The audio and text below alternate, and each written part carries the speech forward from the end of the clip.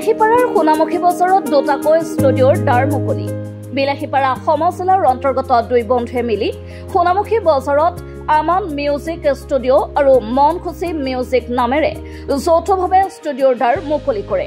সোণামুখী বজাৰত থকা উক্ত ষ্টুডিঅ'ত বিশেষকৈ ভিডিঅ' আৰু অডিঅ' ৰেকৰ্ডিং কৰা হ'ব বুলি ষ্টুডিঅ'ৰ মালিকপক্ষই জানিবলৈ দিয়ে। এই উপলক্ষে ষ্টুডিঅ'ৰ তৰফৰ পৰা সকলোৰে সহায় সহযোগিতা কামনা কৰে।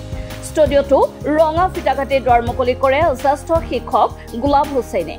লগতে সহযোগ কৰে বেতবাৰী প্ৰাথমিক বিদ্যালয়ৰ শিক্ষক আয়ুবুদ্দিন আহমেদ, শিক্ষক মিজানুৰ ৰহমান, শিক্ষক আতৱাৰ ৰহমান, নামনি অসমৰ জনপ্ৰিয় শিল্পী আব্দুল জব্বাৰ, জীৱন খান আৰু গুলছানা পাৰবিনে। ষ্টুডিঅ'টোৰ দ্বাৰ মুকলি কৰাৰ পিছত শিক্ষক আয়ুব উদ্দিন আহমেদে অসমৰ জাতীয় সংগীতেৰে পৰৱৰ্তী কাৰ্যসূচী আগবঢ়াই লৈ যায়। উল্লেখ্য যে কেইবাগৰাকী শিল্পী, জ্যেষ্ঠ ব্যক্তি আৰু স্থানীয় ৰাইজক ষ্টুডিঅ'ৰ তৰফৰ পৰা সম্বৰ্ধনা জনোৱা হয়। আমাৰ ইয়াত মানে আজি ষ্টুডিঅ'ৰ উদ্বোধনী কৰিলোঁ আমি।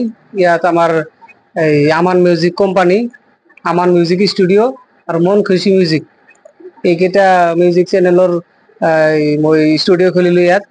মানে ইয়াত গান হ'ব, ভিডিঅ' ৰেকৰ্ডিং হ'ব। মানে আমাৰ যিখিনি গানৰ যিখিনি বিষয়বস্তু আছে আমি সেইখিনি অলৰেডি আমি ইয়াত আনিছোঁ। মানে আজি খুলিলোঁ, আজিৰ পৰা মানে আমি ষ্টাৰ্ট কৰিম। মানে আমাৰ এই 3টা চেনেল ইয়াত আছে, আপোনালোকে আমাক সহায় কৰিব। আমি এইটো সোণামুখী বজাৰ, বিলাসীপাৰা সোণামুখী বজাৰ আমাৰ এইফালে নিয়াৰেষ্ট। ইয়াত আপোনাৰ অডিঅ' ৰেকৰ্ডিং আছে, মিউজিক মিক্সিং বা ভিডিঅ' এডিট চব হ'ব।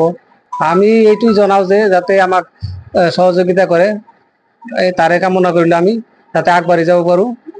আৰু সবাই মানে আমাৰ চেনেলবিলাক ছাবস্ক্ৰাইব কৰি দি পেলাই আগবাঢ়ি যোৱাৰ সুবিধা কৰি দিয়ক। আৰু চাপৰৰ শালকুছৰ পৰা মুকলে জোলালীৰ ৰিপৰ্ট, MV লাইভ।